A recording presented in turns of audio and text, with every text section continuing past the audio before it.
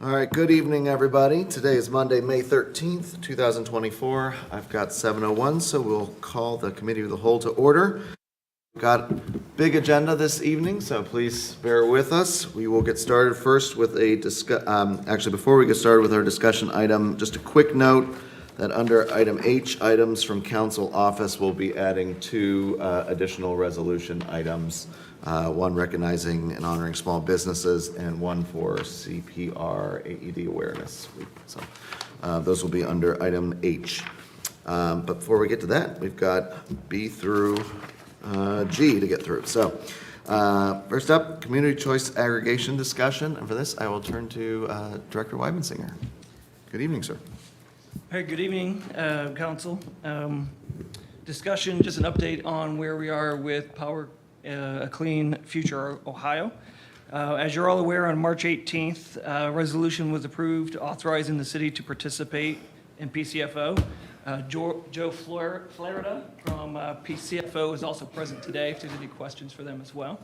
The resolution created a commitment to reduce greenhouse gas emissions within the city of Gahanna by 50% of 2010 levels by 2030, and to work with PCFO to develop a roadmap proactively to seek community input in the development of a plan to include 100% renewable energy choice aggregation options for our residents.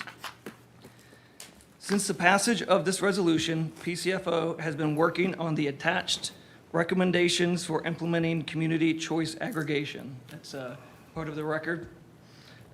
Soon to be released, a community choice aggregation toolkit. The city has met with PCFO team to discuss the recommendations provided in the attachment and to discuss potential next steps. Currently, PCFO is working on data analysis of the 2010 and the current GHG levels, creating a baseline for us to measure our success, the success of our commitment. As part of the PCFO recommendation, the city has began the process of working to thoroughly assess potential providers in writing. We will begin working on an RFI, or request for information. This is going to be similar to the process that the city of Upper Arlington just went through. Creation of the RFI is planned to be completed within the next 3 weeks, and then will be provided to PCFO for review and recommended adjustments prior to us issuing to prospective respondents. I would anticipate around a 3-week turnaround or an ask requirement by the prospective respondents to ensure comprehensive responses. There may also need to be some time devoted to a questions and answer period or ongoing interviews of the potential respondents, depending upon the responses that we receive. Once an aggregator is selected, all terms and conditions will require an administrative and a legal review prior to authorization. During this time, we should also have a better understanding of what the community engagement notification, the PUCO, the Public Utilities Commission of Ohio recertification process timeline will look like. It could be variable depending on which route we take. We'll be assessing the anticipated demands on or for internal staff as well. I would anticipate that phase about 4 to 6 weeks for all those items to get finalized. So overall, we're looking potentially a 10 to 12 week window would be the goal to have a successfully implemented aggregation program. Any questions? Thank you, Director. I think Mr. Renner, did you have anything you wanted to say before we open up for commentary? I want to definitely say thank you so much to Joe for completing the report and providing that. I thank the administration for the review. I don't think this has to be a 10 to 12 week endeavor at all. And I'm going to voice my opposition to that completely. We can definitely do that, all of this in a shorter time frame. And so whenever, Chair, you want to discuss that, we can. All right. Thank you, Mr. Renner. Let's go around the horn and see if there's any additional questions at the moment, and then I think we can. Mrs. McGregor, I see. So we're looking for somebody who will provide 100% renewables for this energy aggregation? So that would be the option. So similar to Upper Arlington, 100% renewable is an option, but they also have an option to not do that piece of it as well. But we also need to see what options are available to us through our request for information as well. I would be in favor of not 100% myself. Well, and that's part of the feedback that we need from you folks is what are the goals and objectives of an aggregation program? Is it 100% renewable? Is there a goal for cost savings to the resident, right? Because obviously 100% renewable and cost savings, I don't want to say those two items are in conflict, but they can potentially be in conflict. So how do we get that feedback from you folks quickly so that when we issue an RFI, we're understanding what all of those things look like and are? So those are some of the questions that we have sitting on this side of the table. I don't mind if there's a mix, but I would not be in favor of 100%. Ms. Bowers. Oh, Go ahead. No, go ahead. she's had her hand up for sure. If I could just back up just a little bit, and Corey, Director Weibensinger, I don't mean to back up too far over your presentation, but I want to just sort of level set a little bit more with what's in PCFO's recommendations for implementing community choice aggregation. A huge part of this, before we get into whether we're talking about 80% or 100% or a mix, I wanted to just back up a little bit about what we're talking about, because I think community education is going to be an enormous component of us doing this and doing it well.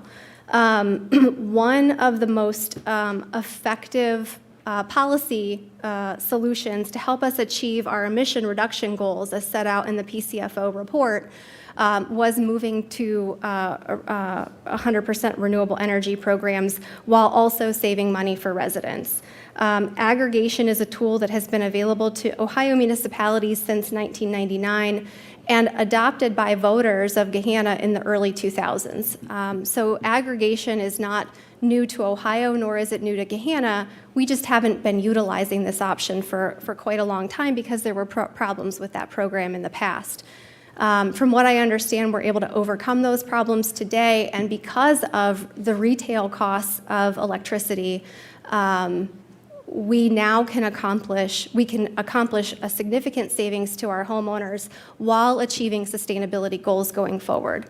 I know that Mr. Renner can probably speak to this a whole lot more eloquently than I can, but not moving into reduced emissions now is just going to cost people more money in other ways. Increased insurance premiums is one of the premier ways that we are seeing impact from climate change that can be addressed through moving more people into lower emission programs today.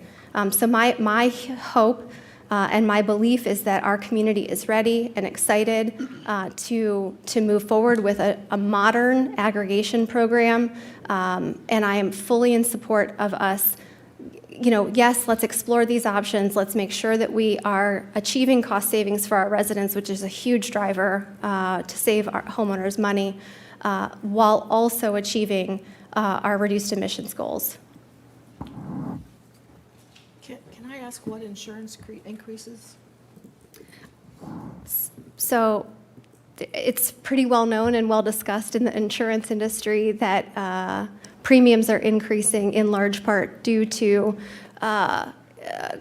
more catastrophic events and more. What kind of insurance, though, I mean? Because of reinsurance, it affects every type of insurance because it flows upstream to reinsurers, like the largest entities across the world. It doesn't matter if it's property and casualty or if it's liability. It is affecting insurance premiums for everyone. So my point being primarily that we either we are paying for it. We are paying for increased emissions. We're paying for the impacts of severe weather already. And so if we don't do things to help reduce carbon emissions and help offset some of the damage that I think that we are doing to the environment, that we are going to just continue to see these types of costs impacted to our residents. Mr. Schnetzer, I saw your hand. Yeah, thank you, Mr. Chair. So I guess this is a somewhat roundabout way of asking a question, but perhaps some feedback mixed in. I guess I'm curious how this would, after enacted, how it would kind of live and breathe in the future. So my understanding of the way energy choice aggregation works now is because within the last, 12 or 18 months, there's been a significant uptick in the sort of base rate that AEP is charging, that you can basically opt for something lower, and there's a whole host of other options for something lower. In my experience, having been a resident of Central Ohio for a couple of decades now, that hasn't always been the case. That sometimes that base rate that AEP offers is the cheapest one. So let's just hypothetically say we do enact something and, it's 6 cents a kilowatt hour. While that might save somebody money now, if the base rate falls below that, I guess my question is what happens?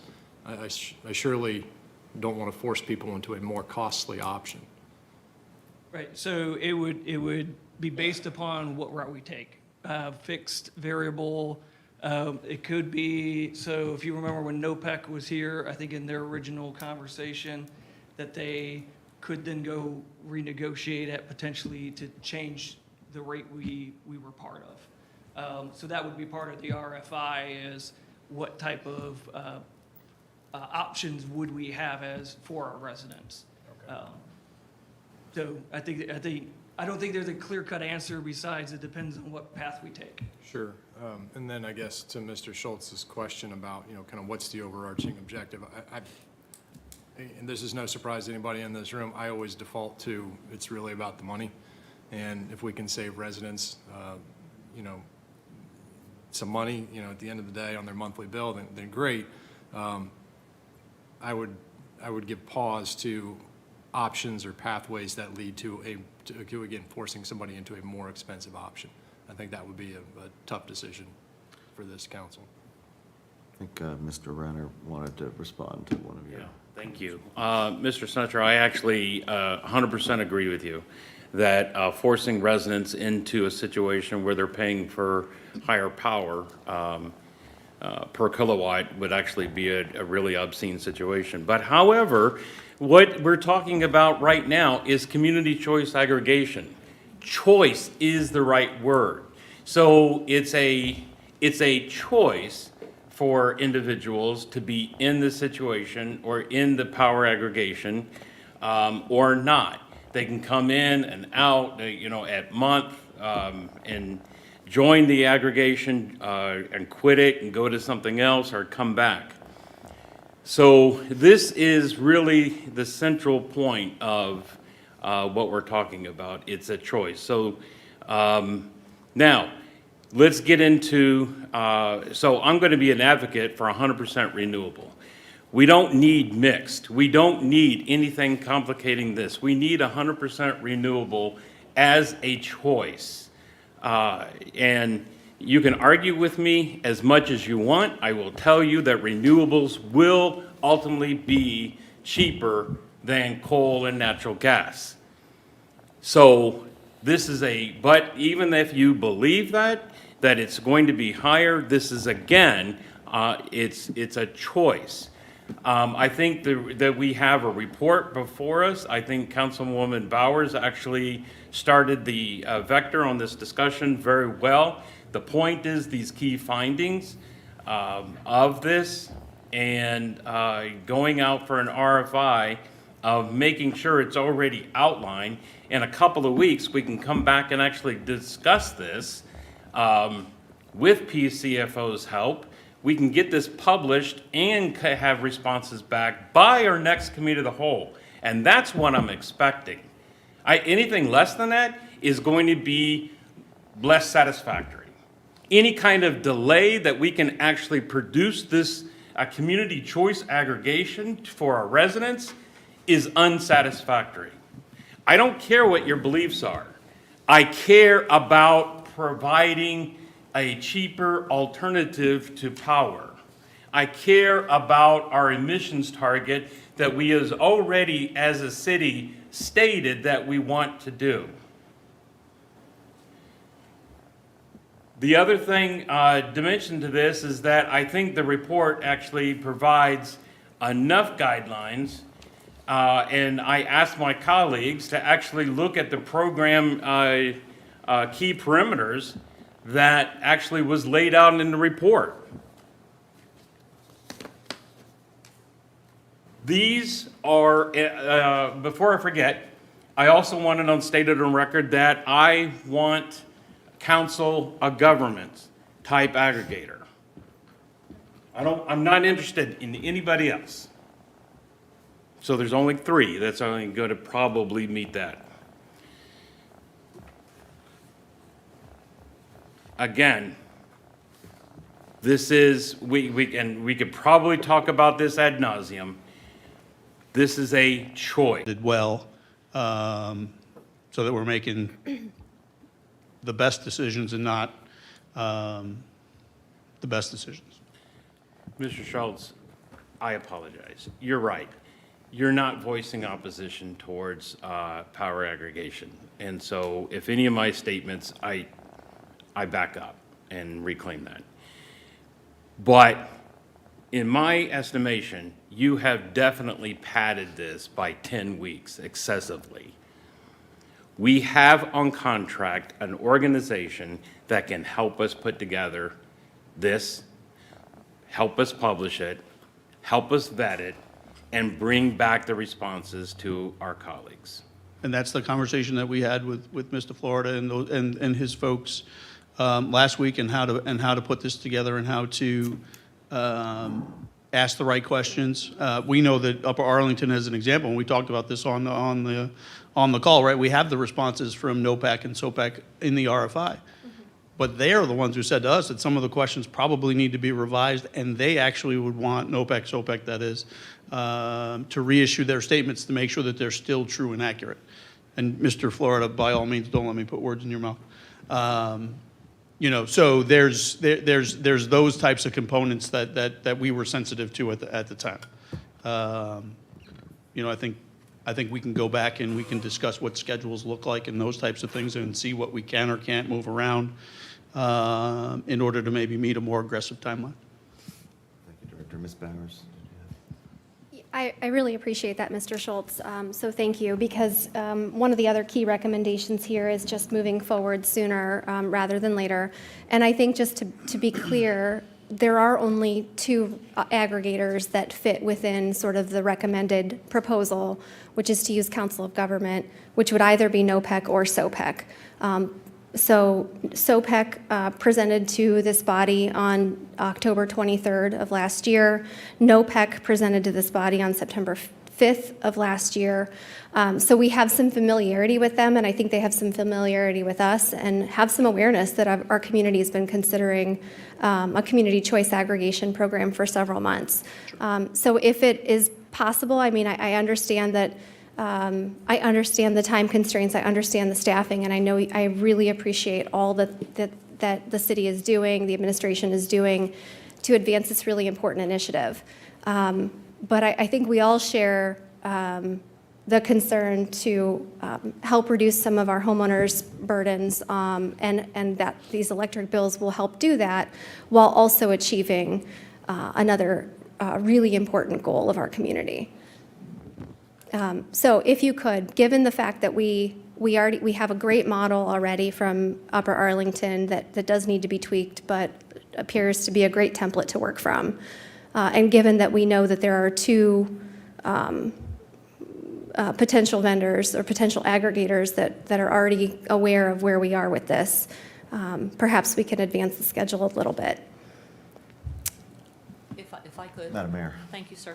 And just to be clear, I mean, the timeline that Mr. Weibensinger has identified is based on the conversation with PCFO, what they identified as where they are today with what next steps still have to be done on their part, what next steps need to be done on our part, the legislative calendar that we have in front of us, the opportunity to receive council input into that RFI.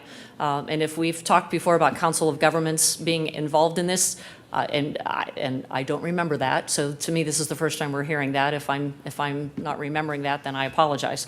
So it's that type of input that will help us to craft the appropriate RFI so that we can go through best practices and make sure that we are engaging the community and that we are fully vetting what the opportunities are to then present them to council to make an informed decision.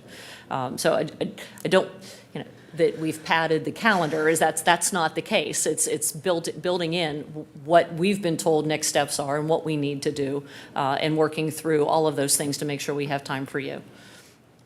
And we will work as quickly as we can to accomplish that. Thank you, Mayor Jadwin. And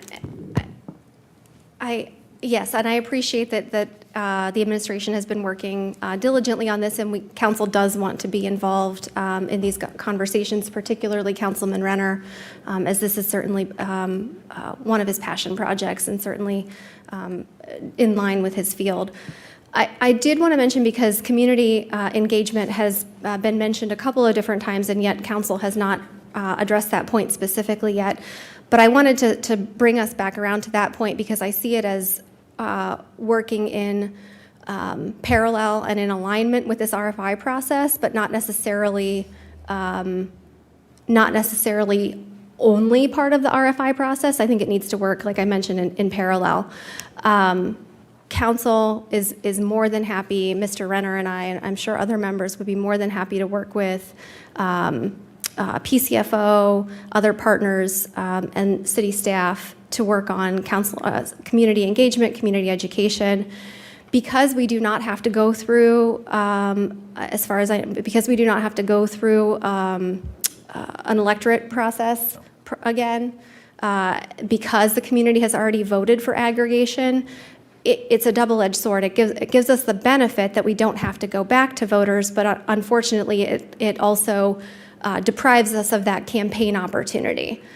So looking for ways for us to work with PCFO and their partners to build out community education, to not have that all fall on the administration, and to share that load across organizations. I know Nolan Rutschilling is here from OEC, Ohio Environmental Council. They have staff support that's available to help us and to work with us on this, particularly on the community education piece. So I wanted to reiterate that is something that is very important to council, to me, and I know it's important to the administration as well. Thank you, Ms. Bowers. And I'll just go on the record first. Thank you both very much. Director Weibensinger, thank you very much. I know you've been putting a lot of time on this, and it is greatly appreciated. Probably wasn't the first assignment on your docket when you got your new role, but I appreciate you jumping right into it. So thank you very much. At the top of the conversation, there was some questions looking for direction on the administration side of things of where we'd like to go. One, I guess, is an RFI legally required, or do we have to do a competitive bidding process? I'm all about getting as much information as we need, but if we have a sense of the direction and the Council of Government that we want to move forward with based on the presentations that we had last year, does that satisfy any legal requirement if there was one in the first place? So to chime in there, this is not a competitive bidding process like it would be if we were selecting a vendor to provide us services that we were paying for, which would require either a request for proposal or request for qualifications based on the cost that would be incurred. Here, if there's no cost incurred on the part of the city, an RFI is just a mechanism for us to gather information. It's one avenue similar to the presentations provided to council. There is no legal requirement for an RFI that I could find. Thank you, Madam City Attorney. So we could put whatever time constraints on that RFI process that we would want, in fairness to the respondents. I certainly want to be fair to the respondents, but if that helps assuage any timeline concerns. Again, if you look at the last few pages of the attached document, it would look something similar to that. It wouldn't be what you would imagine for an RFP or an invitation to bid. It would be much more streamlined of a process of creating the appropriate questions that apply to Gahanna. Some of them will be the same, some may not. And then providing those to the Council of Government with NOPEC, SOPEC, and allowing them time to build those responses and to send back. And then time to analyze and review to ensure we fully understand what their responses mean. Thank you, Director. Part of it is understanding what those, both of those agencies or organizations actually offer from a community standpoint, right? Like how does the program run? What are the mechanics of it, right? That will inform us on the staffing side as to, well, how much effort is required on this particular side. I can almost guarantee that when folks are going through this particular, when folks are finding out about this particular process, the phone is going to ring, and that phone is going to most likely ring in this building. Right down the hallway. So how is that phone manned, and what are the answers to those questions, so on and so forth? Is that a long-term thing? I think there might be 2 folks in the room that can answer that particular question right now, maybe 3. But I don't think we have that. We don't really understand what the impact to us as staff may or may not be when doing something as large as this. So while there is no legal requirement, and we share City Attorney's view on that, this is also request for information, right? We are trying to gather information so we understand what we're entering into. Thank you for the clarification, and I appreciate that. I guess just trying to understand what sort of flexibilities we had in that in the process. Sure. So I do appreciate it. I will share that I'll say that I share Mr. Renner's belief that I'm in full support of 100% renewable. From what we've been presented, there are plenty of options to give residents both the cost savings and move us to 100% renewable. In terms of communication, I would look forward to working with Power Clean Future Ohio and any other partners that we can find in terms of what proactive methods of communication can we do to reach out to our residents to let them know. It's been stated previously, and I'll echo again, that I would support a strong opt-out provision from residents who would like to opt out of the process. I support the Council of Government path. I would be curious in terms of the attachment makes reference to one of the questions, what community sectors would be eligible for the program, residential, commercial, and municipal accounts. Just be curious if that could be teased out in the RFI process. There is also a reference, and I recognize that this might add to the timeline, and if that's the case, I'll defer to further down the road, because I do think it is important that we move forward with getting aggregation on the books and do this for our residents. But there's a conversation about Athens in here about additional mechanisms to fund adoption of additional tools or additional power benefits, green energy benefits. I don't have anything in particular in mind, just curious if that could get teased out in the RFI process as well. But again, don't want that to delay moving forward with aggregation in general. Because under the recommendations, they do mention that there are other options and other questions that we can layer on top of aggregation, but that makes the program more complex. I don't get a sense from our conversations over the past 6-7 months now that we're going for anything incredibly complex here. I think we want, as Mr. Schnetzer said, to save our residents some money, and I think that is entirely possible moving to a 100% renewable standard. Ms. Padova. Thank you. A little coordinates here. Thank you. Thank you for all of your work thus far on getting us here, and especially all the work that is ahead of us. I pretty much want to second everything Mr. Weaver just said. A lot of the things I wanted to say he kind of covered, but I definitely support the 100% renewables.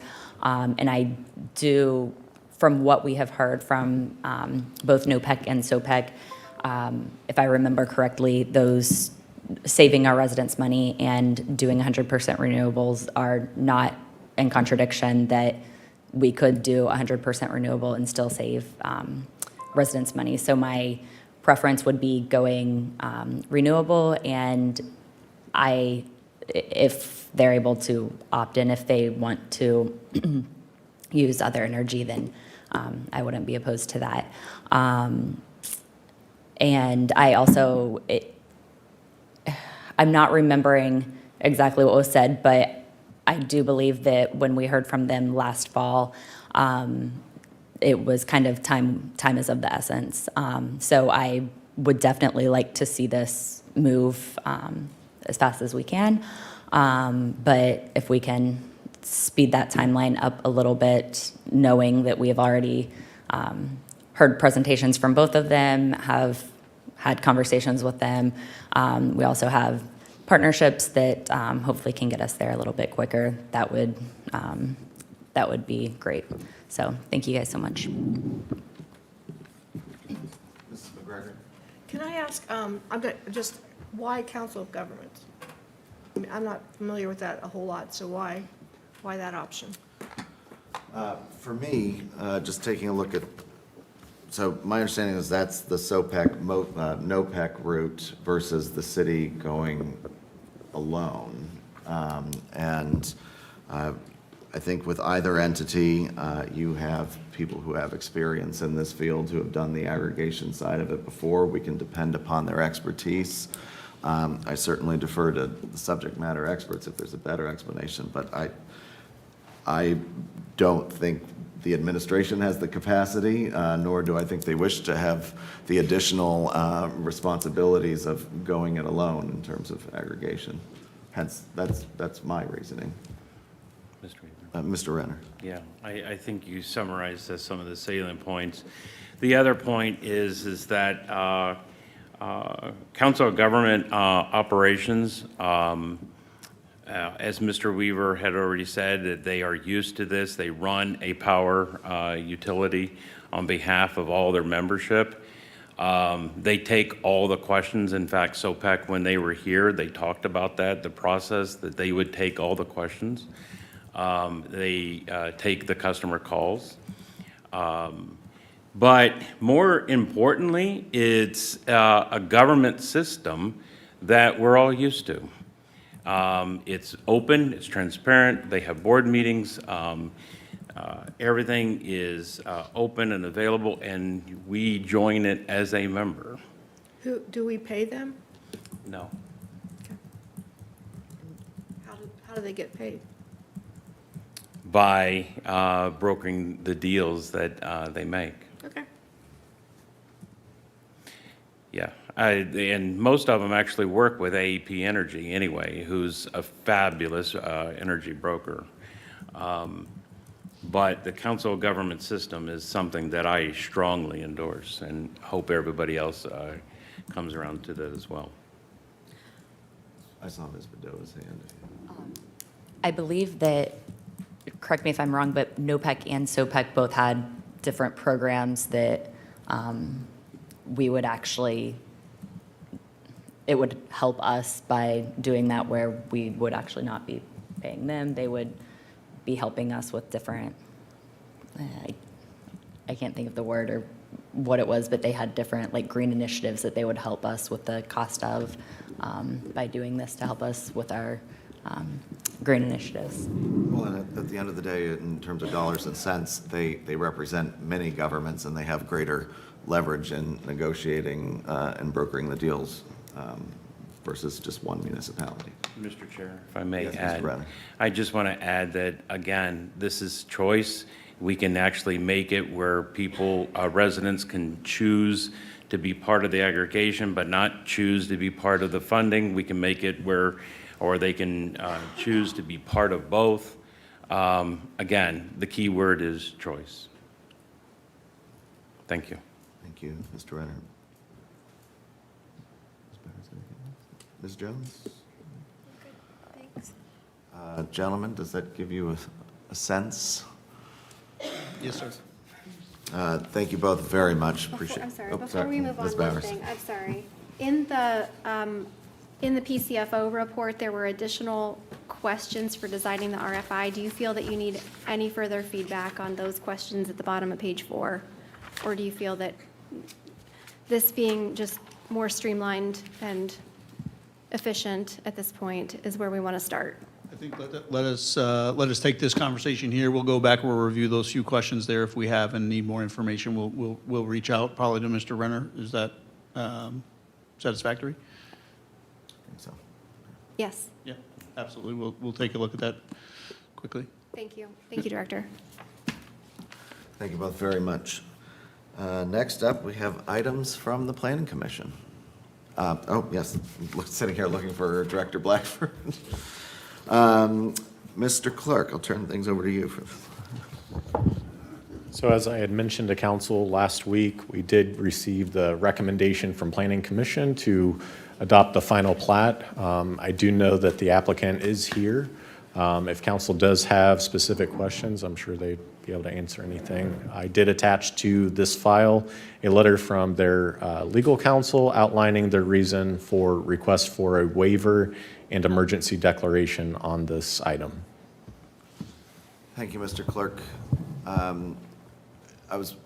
Director Schultz? If you have a question, I can maybe speak to it. I did have a question, but I was going to open it up to my colleagues as well, if there's any questions or comments. Mr. Blackford apologizes. He is out sick today, and he tapped me. I don't know why. Your lucky day. Yes. Seeing nobody else with the question, I was just hoping if we could summarize the request for waiver and emergency. That's all.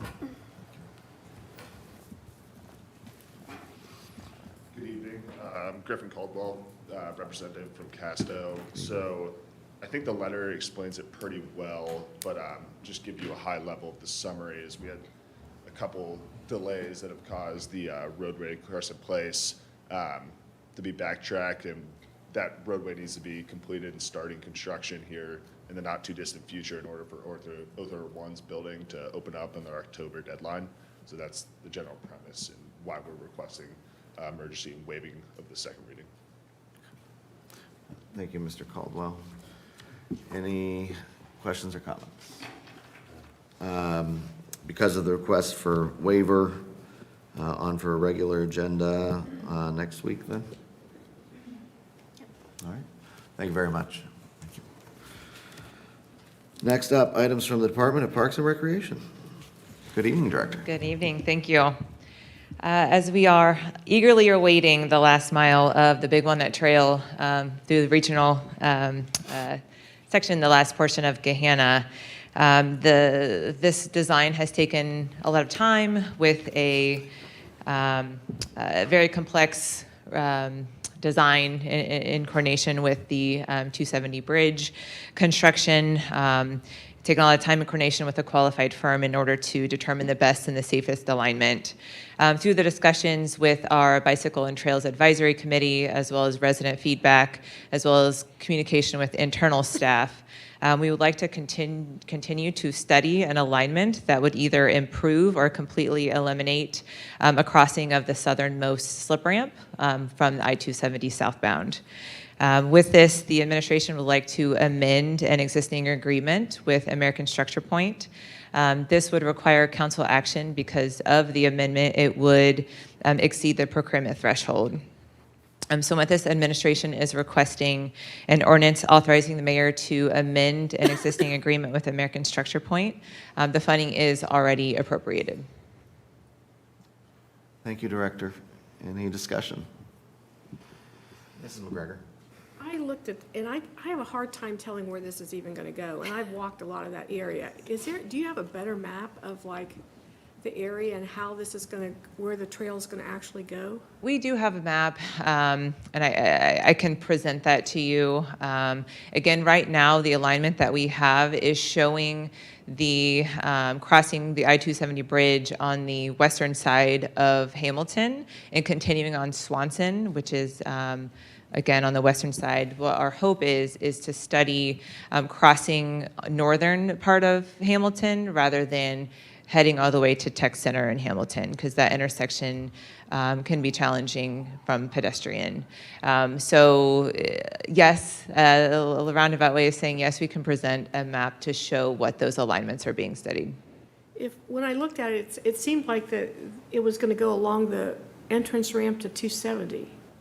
Right now, yes. So from Rocky Fork, you're going to travel along Parkland underneath the northernmost slip ramp, across the bridge of 270, and again, that is part of the ODOT construction to incorporate a pedestrian separated section for bicycle and pedestrian. And then once we get past the bridge is where we'd like to continue to study. Because right now it would be at grade at the southern slip ramp at a signalized crossing. Right now there is a cloverleaf. We would like to shore up that cloverleaf into a perpendicular so that the line of sight is improved. And then again, understand through traffic analysis if the crossing makes sense at a northern portion instead of towards Tech Center. So I know it's hard not to see a map in front of you. Again, there is a map in the proposal that shows the sites that are being studied, but from an alignment standpoint, we can present something that's a little more digestible. Okay, thank you. I had a similar difficulty, I guess, trying to envision this. Is there any chance that the vendor would be able to provide like some images of what this might look like? Because I was trying to follow along and I had a little difficulty. If not, I mean, that's... Yes. We do have, again, a map of an alignment as of date, but again, it goes down the Swanson, so we can present that along with what is expected and what we want to understand if that alignment would be a safer option. Can I ask, what is Swanson? Swanson it's actually a roadway. It's actually City of Columbus. It's closer to the airport It's what property. goes into Wonderland. Okay, all right. Yes. I wasn't familiar with that name. Is it going to cross the ramp, the south or the northbound ramp to 270? It'll tunnel underneath the northbound slip ramp.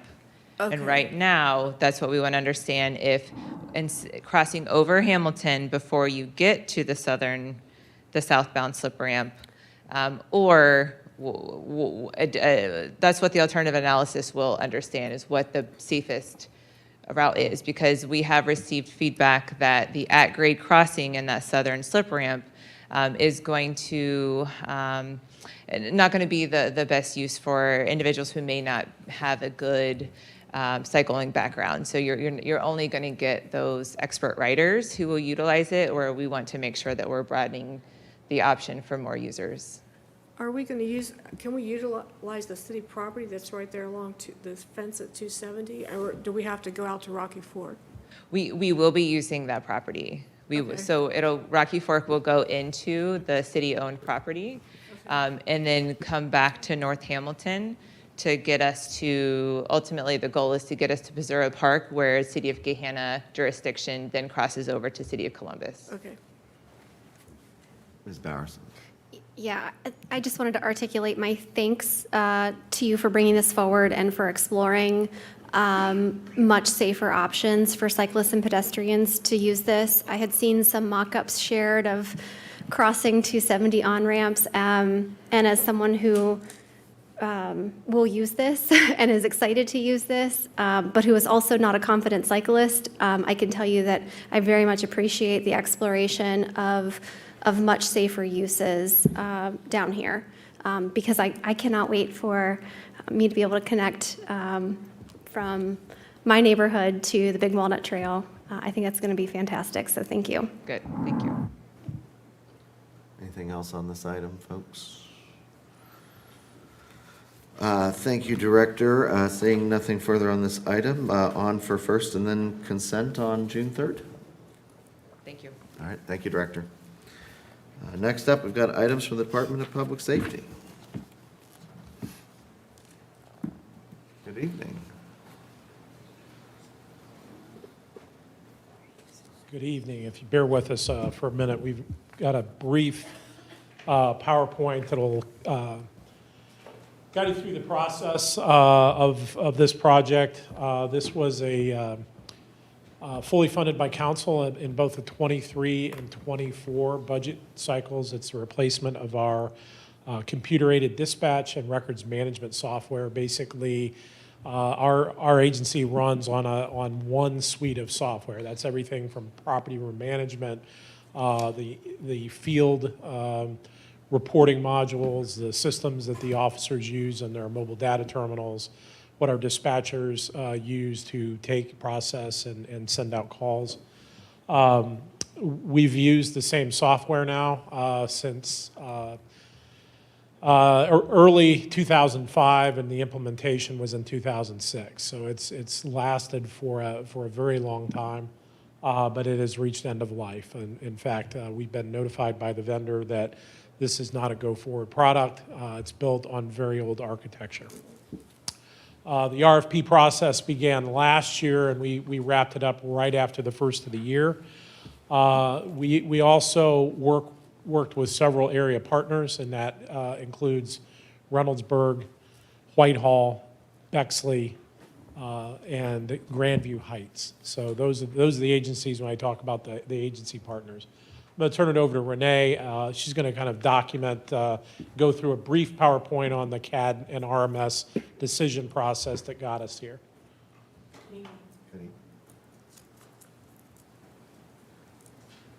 Background is the department was looking for a new CAD system that would not only place the computer dispatch, the law enforcement management system, and the mobile data system. It would replace the outdated system, which is hard to upgrade. Sorry, can you hear me now? You guys hear any? I could. Perfect. One thing that the chief mentioned was we'll collaborate with other jurisdictions.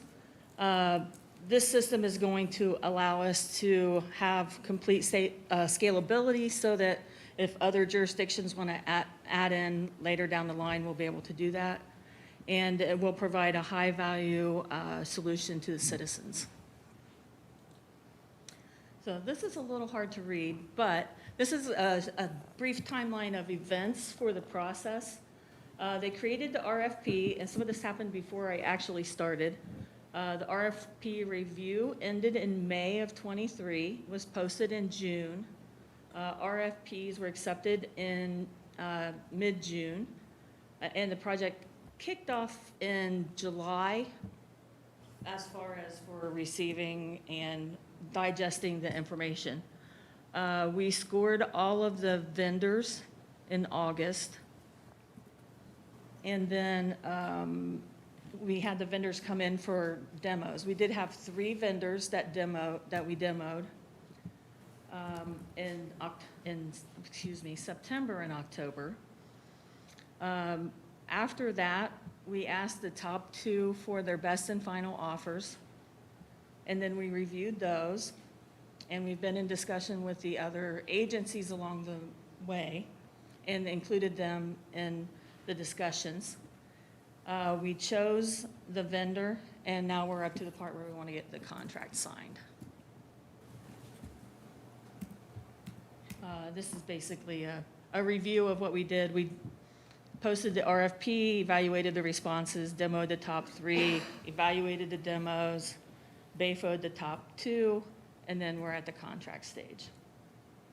So part of the vendor evaluation, we looked at, did the vendor adequately respond to the RFP, and were their responses complete? So we scored them on that, and then we scored them on how well does the vendor meet our requirements that's spelled out in the RFP. The 3 vendors we had demos with were Central Square, Motorola, and Tyler. And this screen shows the specification scoring. As you can see, Tyler was the lowest score. Central Square was the highest, very close with Motorola there. Motorola didn't make it to the final two because their demo wasn't as good as the other two demos. Initially, we'll have everybody here on the screen, Gahanna, Whitehall, Reynoldsburg, Bexley, and Grandview Heights as our consortium partners. And then I just have some notes here. Motorola was eliminated after the demos, as I mentioned. We requested and received the BAFOs from Central Square and Tyler. Central Square was the preferred solution with the lowest cost. And then we will receive $45,000 approximately from partner agencies to assist with overhead costs. And the original expectation was $1.1 million just for Gahanna, and our cost has been reduced by $900,000 by having everyone in the consortium. And that's everything for the presentation. So as I previously mentioned, this project was funded entirely by council over 2 budget cycles, 23 and 24, using ARPA dollars.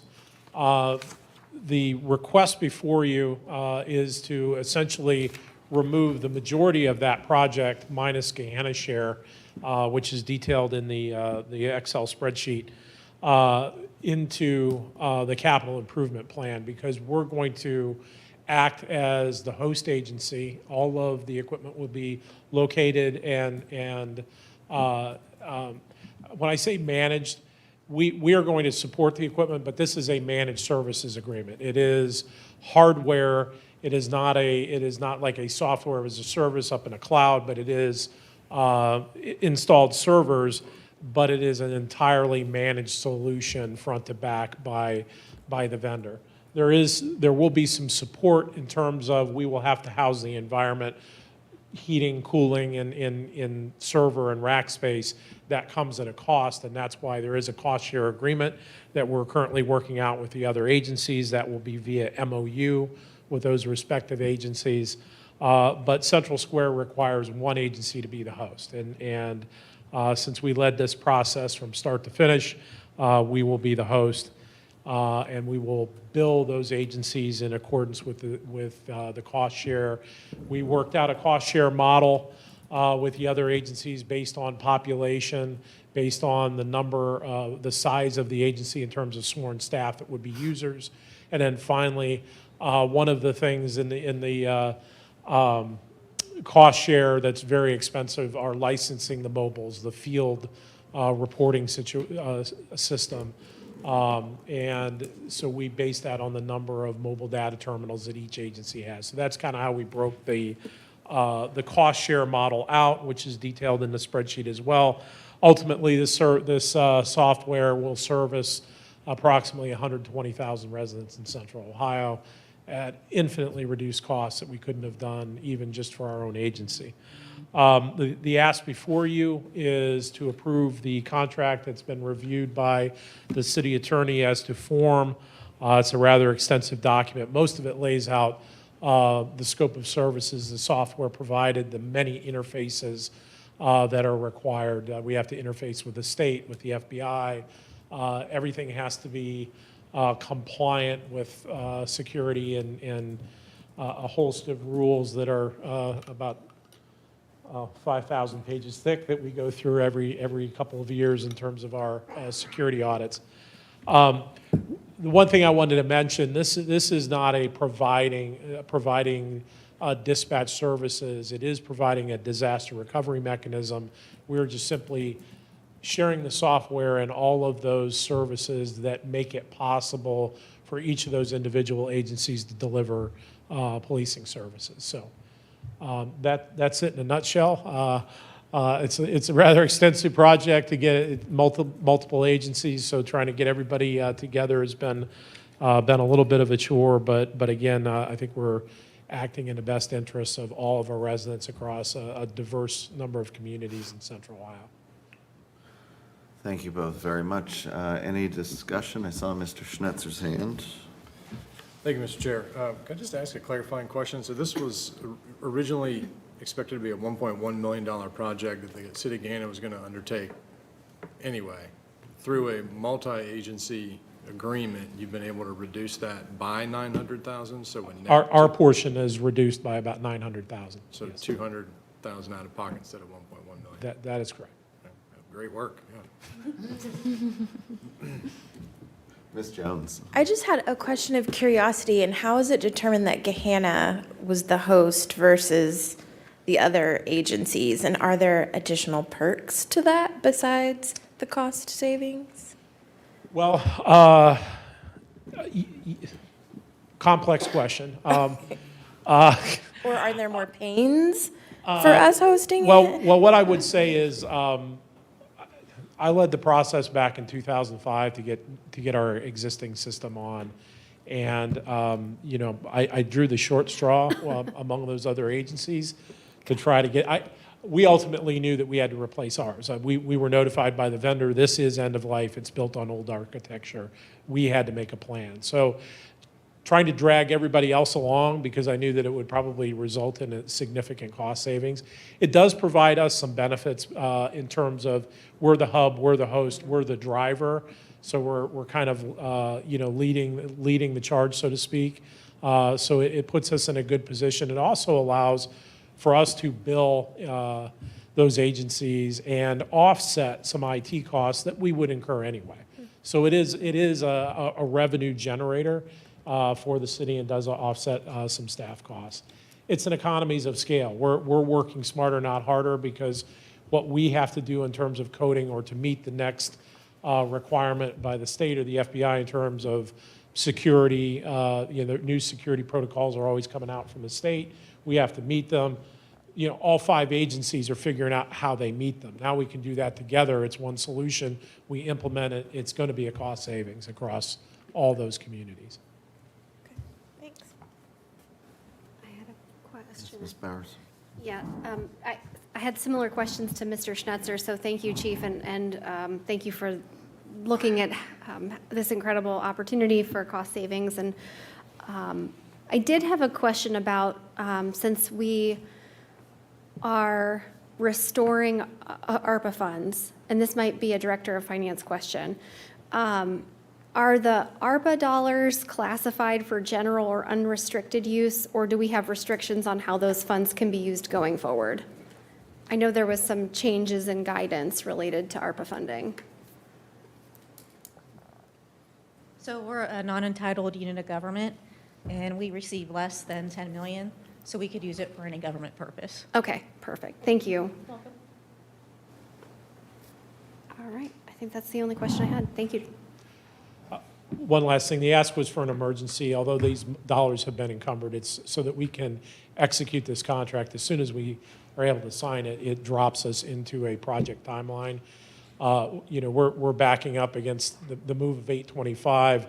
There's a new facility project in works in Grandview Heights. So we're trying to work around every other agency and get this into a project timeline as quickly as we can. I just had 2 very quick questions, probably more so for my own edification than anything else. When you first stood up to speak, you mentioned that the current system is used, just touches many points throughout the agency. Will this have the ability to integrate with the other systems that we might be using, or is this completely replacing the? Well, we have a number of other software services, for example, our pre-arrival instructions. So when you call our 911 center, there's a company that provides pre-arrival instructions that allow us to, you know, basically ask a series of questions, especially in providing like medical triage and that sort of thing. That's a separate company that will be integrated. All of these systems will be integrated through this project. Right now, we have a few standalones. Another one is our, I'm drawing a blank, Rapid SOS, our enhanced 911 service that is integrated as well. So it does allow us a lot of expansion and integration that we currently do not have. Thank you. And So this is not the county GIS component. Okay. I see shaking heads, so. No, it does have a heavy GIS. It is a very map-based software. A lot of it is in terms of dispatching and how the officers work now. It's very text-oriented. This is very map-based. Former GIS guy for the Yep. county that you're talking about. We do leverage the county, the auditor's office system very heavily, even on our own day-to-day operations. This system, much like the 911 system currently, will function in a very, very similar manner. There may be some downloads and some other technical things that we don't necessarily need to get into, but yes, we use the auditor's office information on a regular basis, and that'll all be integrated as part of this project. An advantage to the auditor's office, a lot of the imagery that is available, the cyclomedia, Gettysburg, cyclomedia there is an interface which we currently do not have any of that imagery, the oblique imagery. That is part of this project. Thank you very much. Appreciate the clarification. Seeing nothing further on this item, on for first reading next week and then consent on the 3rd? Just emergencies requested, not waiver. Okay. Sorry, I had to think through the process. Unless I misread, we No, weren't just requesting. Okay. emergency. All right, so on for consent on the 3rd. All right, thank you very much. Next up, we have items from Senior Director of Operations. I have one more action. Oh, you did, I'm sorry. Excuse me. It's brief. Questions?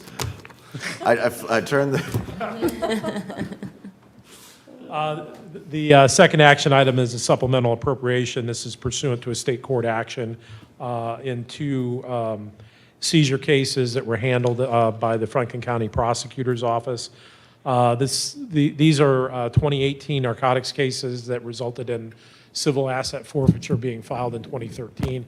A rather quick turnaround in terms of asset forfeiture cases, and we were awarded $99,844 out of the case numbers referenced in the report. We're asking for the supplemental appropriations so that we are able to purchase equipment, contract services related to a portion of the CAD and RMS project related to connectivity between the agencies. The expenditures listed are in accordance with equitable sharing guidelines, both in the Ohio Revised Code and also through the equitable sharing guide that we follow at the federal level. any discussion on this item? My apologies, Chief. On for consent on the 3rd, then. Thank you very much, Chief. Appreciate it. Now, Senior Director Schultz, my apologies for queuing you early. I was ready myself, Mr. Weaver.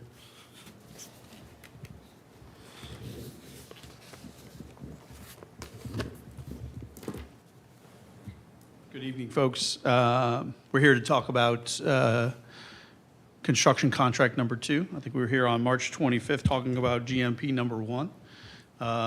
Guaranteed maximum price number 1, right? Construction contract number 1.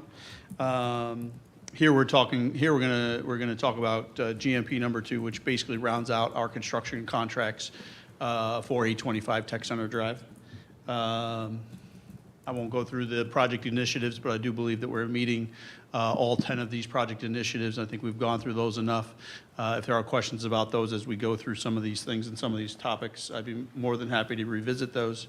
By way of update, I don't know if anybody has been out or past 825 Tech Center Drive, but as you know, or maybe you don't know, but construction has begun on 825 Tech Center Drive. You're looking at the 2 middle pictures, which were taken this afternoon. I'm not quite sure when Chief took the picture of the rainbow. I think he was out there at some point looking for the pot of gold at the end of the rainbow. There's no report that he actually found it. You what?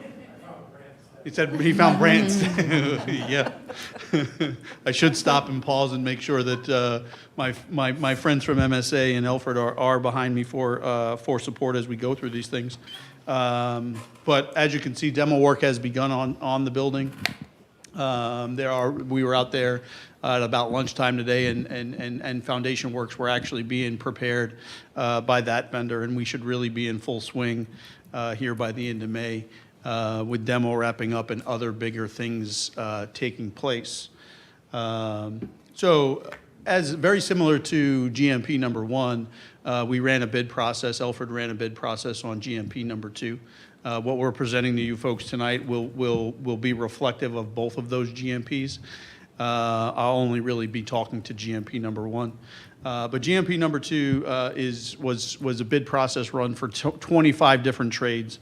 Some of those trades: plumbing, electrical, carpentry, flooring, tile, right? Everything internal to the building, some external things as well. Asphalt in the parking lot, landscaping, so on and so forth. So again, this rounds out the rest of the contract needed to bring the building to fruition as designed. We received 82 total bids over those 25 different trades. All but 2 had multiple bids on them. And then as presented last time, our union contract percentage by count is 36% on GMP number 2 and 45% overall for both GMPs. I do have DEI percentages up there.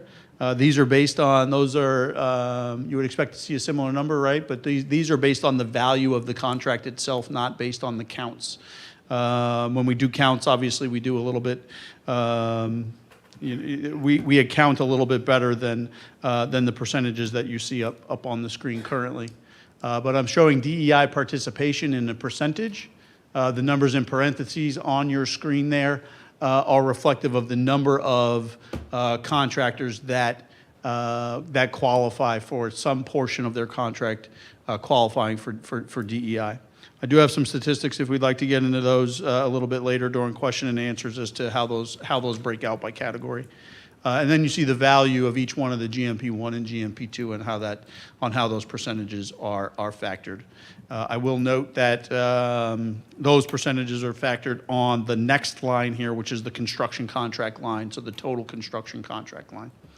Right now, GMP number 2 is in the amount of just under $35 million with contingencies and fees, so construction management fees, owner contingency, construction contingencies, so on and so forth, bringing a total construction or GMP2 value to just over $39 million. And then when you add those 2 contracts together, you're looking at a total construction cost of $59,627,855.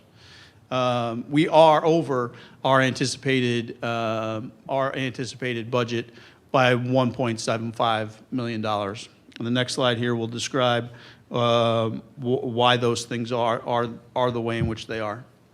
We're over anticipated in large part because the electrical trade came in. David, our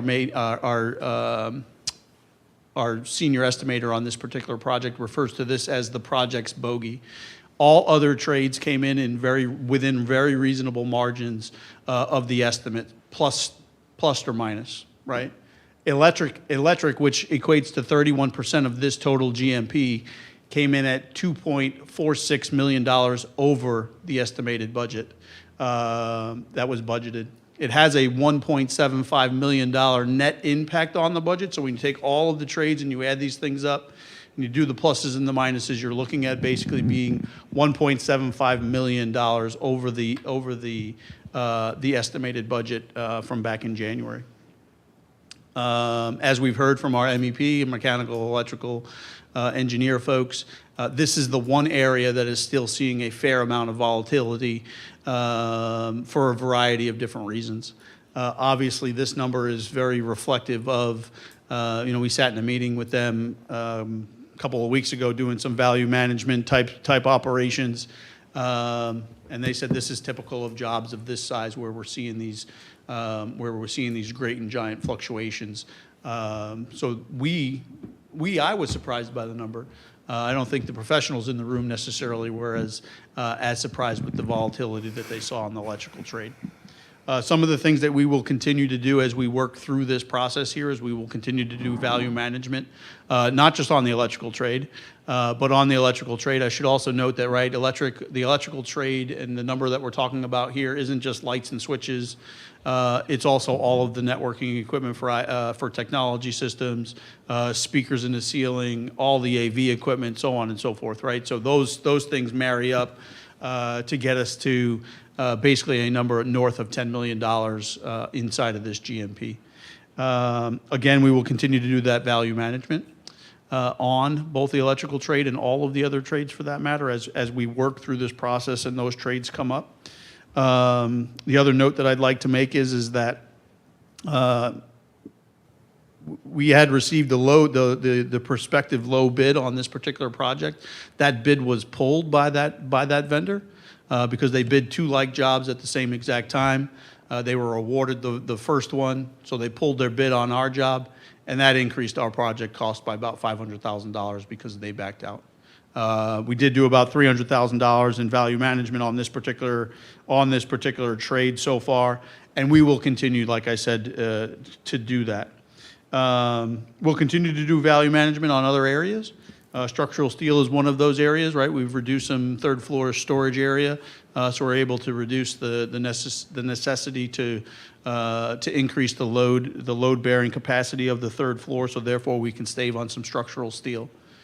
We were on a phone call today with the architects, and just in some of these material selections, not changing the form and function of, this happened to be the windows, the transaction windows between staff and a customer. Not changing the function of the window, still same ballistic rating as an example, but that could save us about $70,000 in material cost, and that was a conversation that we had today. So there is still a little bit of fluctuation here. We're not talking very large sums of money at this particular point in time. I do think that we're whittling those away. I know I did stop or maybe skip the middle portion of my slide there, but we do actually have one addition to our project. It's one that I actually brought up when we talked about GMP number 1, but that is to replace all of the rear windows in the building at this particular point in time.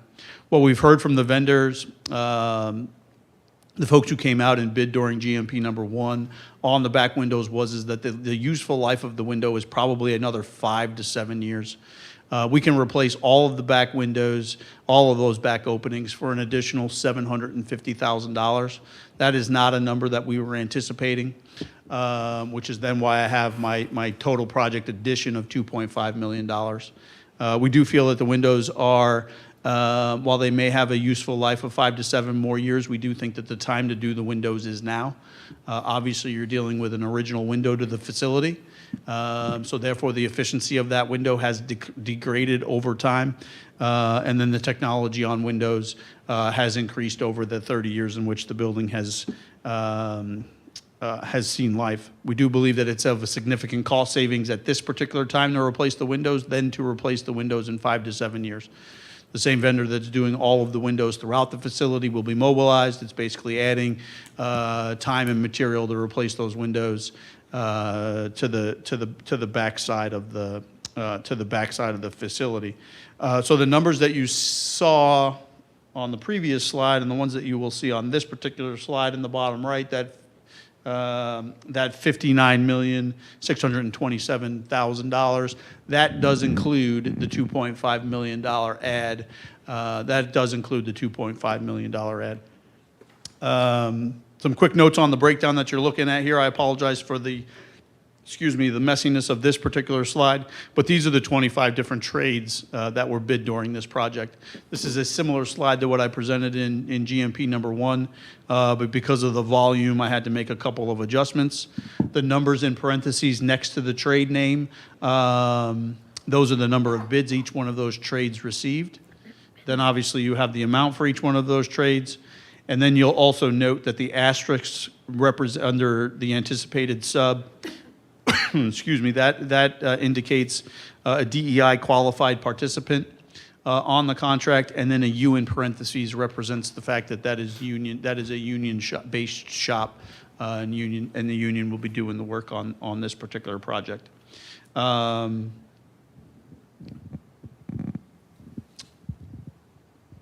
So I think with that, the administration is respectfully requesting a contract amendment to execute GMP number 2, which is the total of GMP number 1 and GMP number 2 in the amount of $59,627,855, which again rounds out the construction portion of this particular project. As previously requested for GMP number 1, we are requesting waiver and emergency for this action. So with that, I can take any questions. Thank you, Director.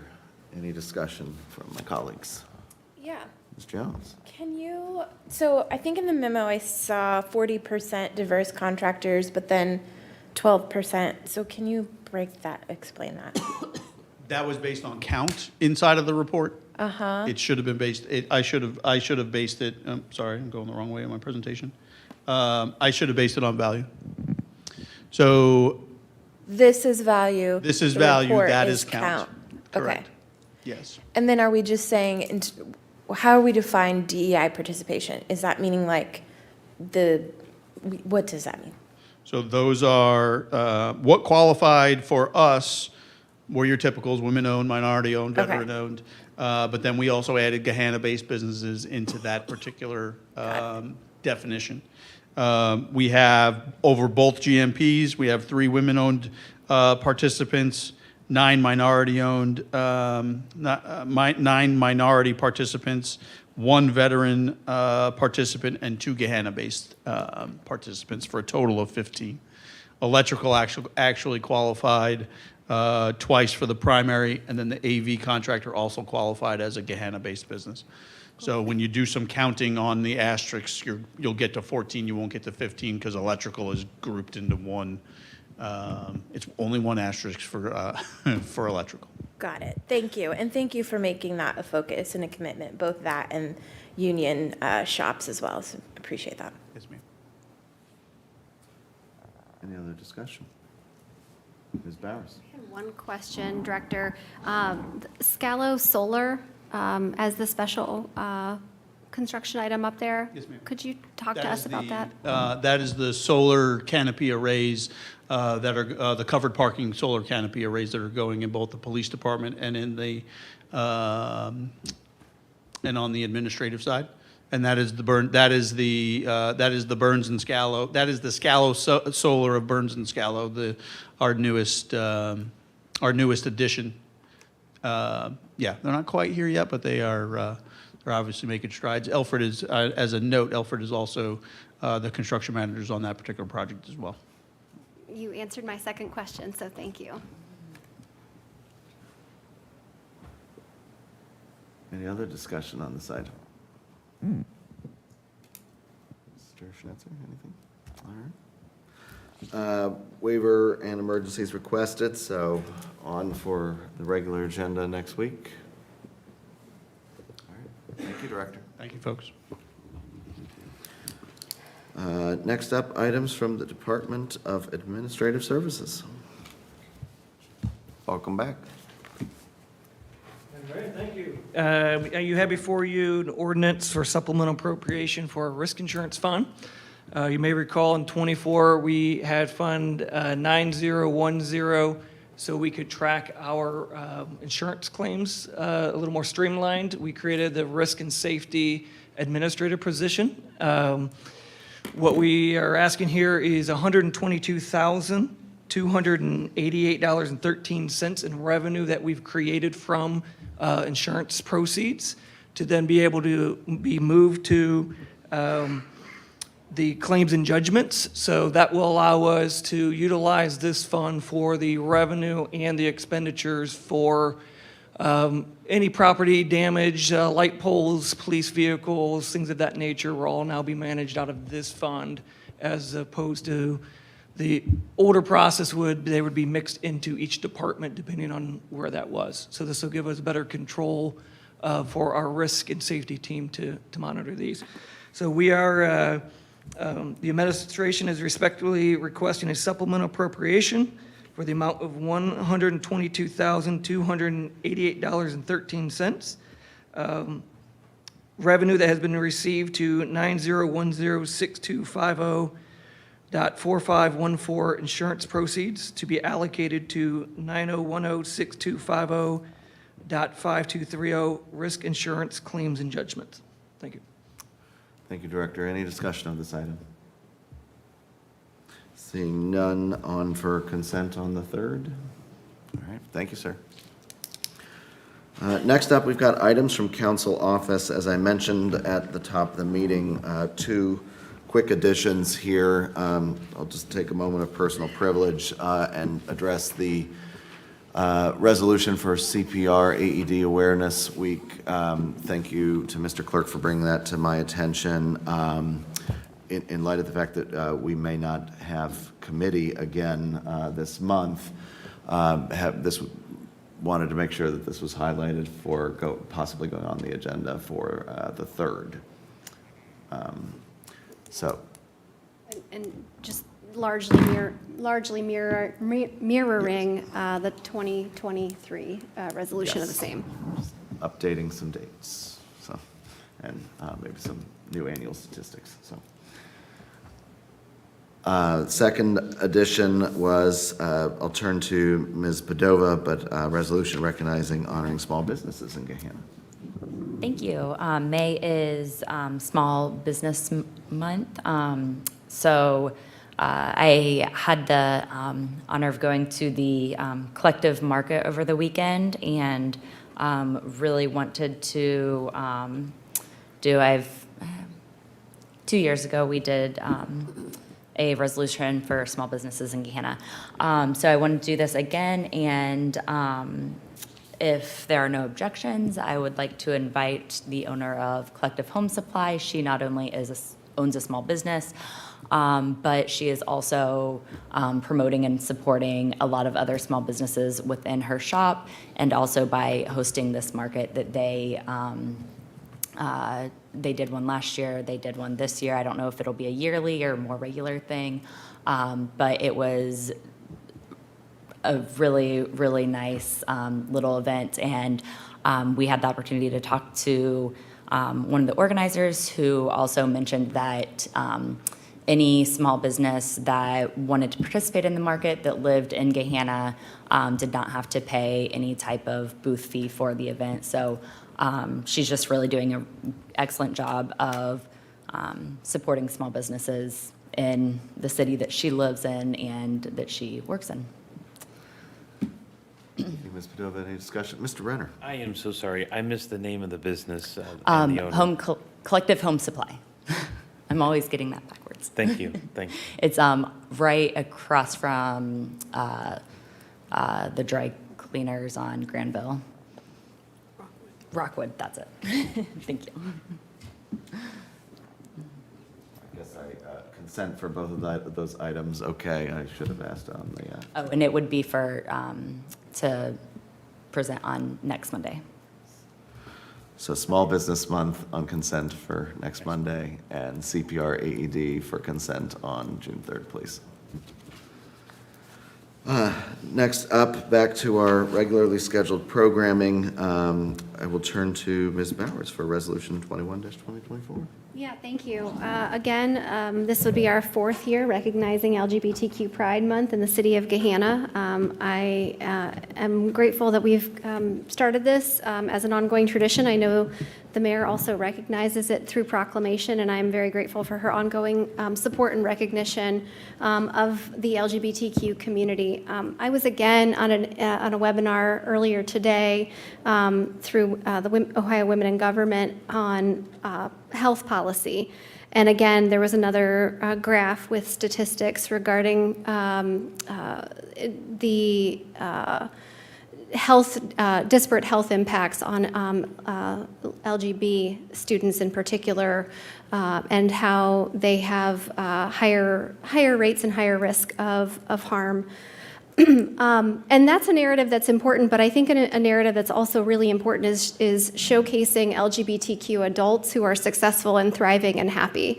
And we have many of those in Gahanna, including one of our school board members, Dion Manley, who has been a really strong representation to students and to young people how LGBTQ adults can thrive and be successful and be incredible contributors to their community. With that, I wanted to offer, again, another LGBTQ Pride Month resolution for the city of Gahanna and with consideration for recognizing LGBTQ adults who are thriving and successful in our community, including school board member Dion Manley. Thank you, Ms. Bowers. Any discussion of this item? Seeing, Ms. Jones? Oh, no. Seeing none, is consent on for next week? June 3rd. Consent on June 3rd, excuse me. All right, consent on June 3rd. Thank you. For the next item, I will turn to Clerk Van Meter. Mr. Clerk. Good evening again. We have another notice from the Ohio Division of Liquor Control regarding a permit for RBD Restaurants LLC to Blue Agave or Blue A 2023 LLC.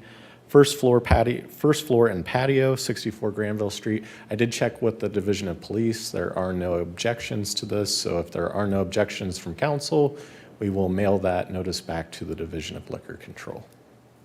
Thank you, Mr. Clerk. Any discussion, questions, comments, concerns? Yes, Ms. Bowers. I have a question, and maybe Chief Spence will be able to answer this. Have they been able to operate under the prior permit to this point? I saw some posts about great margarita flights over the weekend, so I just was curious what liquor permit they were operating under. The short answer is yes. I think there was a transfer from the existing business, transfer in and a transfer out. We've seen these in other locations. Okay. So they are operating. If they were serving margaritas over the weekend, I don't know, but I know they are operating under a valid permit. Okay, thank you, Chief. All right, anything else on this item? Hearing no objections. Thank you, Mr. Clerk. Next up, we have items from the Department of Finance. We're getting there, folks. Thank you for your patience. Good evening, Director.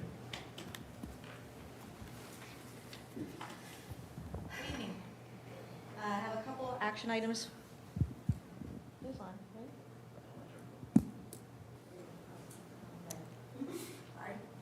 I have a couple items for you.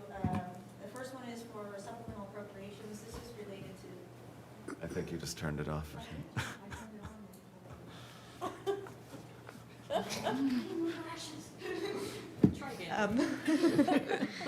So for supplemental appropriations, this is related to real estate taxes. So when we acquire new properties, there is a period of time when we file for exemption, the county has to make a determination that it's for public purpose, and then they exempt them at that point, and then we get refunds back to the date that we took ownership. But while we're waiting for that determination, we still have to make the payments. When we originally estimated, we were hopeful that we would be refunded for those properties that we put in late 2023, early 2024. We have not received any type of notification that those refunds are coming, so just asking for supplemental appropriations to pay the remainder of the taxes due for this year. The second part of this is related to real estate tax settlements that we receive. The TIF funds are coming in a little higher than estimated. We think the second half's going to be comparable. So with higher receipts comes higher fees associated with that. And then there's also one item that came in a little bit higher than we were anticipating, and that's related to the primary election that was held in 2023. When there is a primary, we share those costs with the other governments who are also having primary elections. We used the last estimate that we had and increased it based on what we thought would be just increases in cost of doing business, assuming that we would have a similar share that we did in that previous primary. But we were the only full primary, so we're bearing the majority of that cost. So with that, we're asking for supplemental appropriations for the general fund in the amount of $277,785. $35,100 of that is for the real estate tax payments, and then $242,685 is for the Board of Election expense. And then we're also requesting For the TIF funds, $26,850 be appropriated across those various TIF districts where we're anticipating a shortfall for those fees. Okay. Thank you, Director. Any discussion? Mr. Schnitzer? Thank you, sir. Thank you, Director. I want to make sure I heard you correctly regarding the second portion of the second paragraph. You had said that receipts are coming in higher, and then there's a fee? Auditor and treasurer fees, and it's based on the percentage of collections. I see. So if collections are higher, those auditor and treasurer fees are going to be higher. Understood. Is that independent of the Board of Elections charge? Correct. Okay, all right. It was kind of buried in the same paragraph, so just want to make sure that I'm thinking about that correctly. And that Board of Elections charge on a standalone basis is $242 and change, or? It's a little bit more than that. It's just a little bit north of $300,000 because we did budget for about $99,000, assuming it would be a similar share to the last primary. Sounds like something for Charter Review Committee next time. Sure does. You read my mind. Thank you, Mr. Schnitzer. Any other discussion on this? Just a quick question, Director. Do you know when those applications for exemption were sent over to the auditor? So we sent over some, I believe in December related to the 825. We do see that it is now marked exempt. So that's why the ask is not as high as we were originally anticipating, because the refund that would have come in would have offset that original cost that we made. So we do see it as exempted, but we don't have any notification of when we could expect that refund for the first payments that we made. Unfortunately, I think it can take upwards of 18 months to go from auditor to the state tax commissioner and back to the auditor and back to the requesting municipality, so. Being optimistic. You may not. Seeing no further discussion of that item, consent okay on the third for that one?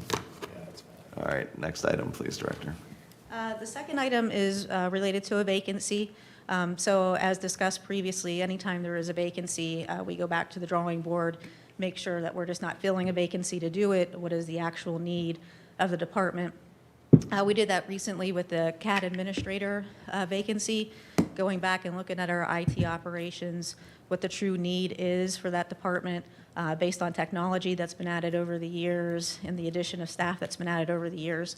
The determination was made that CAD administrator really is an imperative right now. What they do need is another IT support specialist. So this request is to defund the CAD administrator, so you'll see a reduction of appropriations to the public safety fund, and then fully fund an IT support specialist too, asking for additional appropriations for the general fund of $41,692. Again, with the removing of the CAD administrator and then the addition of the IT support specialist, it's a net savings of about $45,028. Thank you, Director. Any discussion of this item? I will note that waiver is requested for this.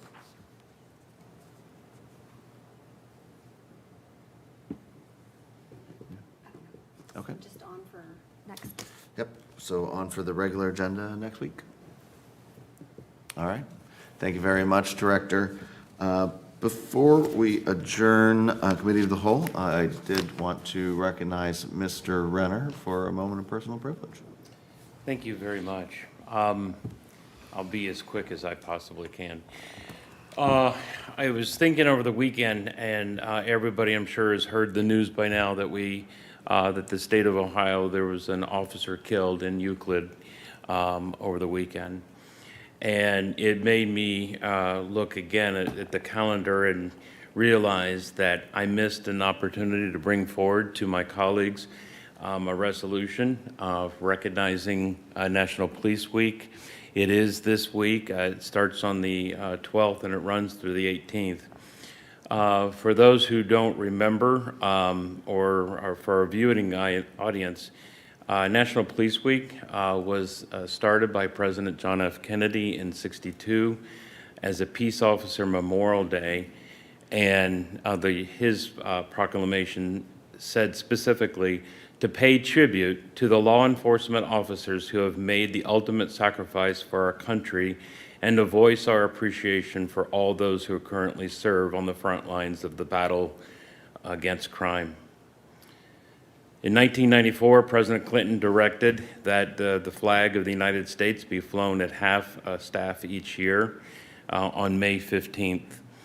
And today, the event, more commonly known as National Police Week, has grown to be a series of events attracting thousands of law enforcement officers from around our country and abroad to the nation's capital each year. Approximately 25 to 40,000 attendees annually. Specifically, and getting towards Ohio, currently the names of over 24,000 fallen officers are engraved on the National Law Enforcement Officers Memorial. And in April 2024, the names of 222 officers were added, representing 118 officers killed in the line of duty in 2023 and 164 who died in previous years. The names of over 900 Ohio officers were engraved on the memorial, including the name of one officer from Gahanna, Ohio, Officer Charles Duvernay, end of watch August 4th, 1992. In the last 5 years, there have been over 1,800 line of duty deaths and 58 officers have been killed in the line of duty thus far in 2024, including 2 from Ohio. So I just wanted to make note of that, that this is a very somber week, and please keep our officers in your hearts and in minds, and always, like everybody else says, thank them for their service. Thank you, and thank you, Chair. Thank you, Mr. Renner. Thank you very much, and thank you to all of our officers. Thank you. Seeing nothing further for the Committee of the Whole, we'll go ahead and adjourn committee, and I'll turn things over to our Finance Chair. Thank you, sir. We need to take 5 before we dive in? Yeah. All right, we'll give it 5.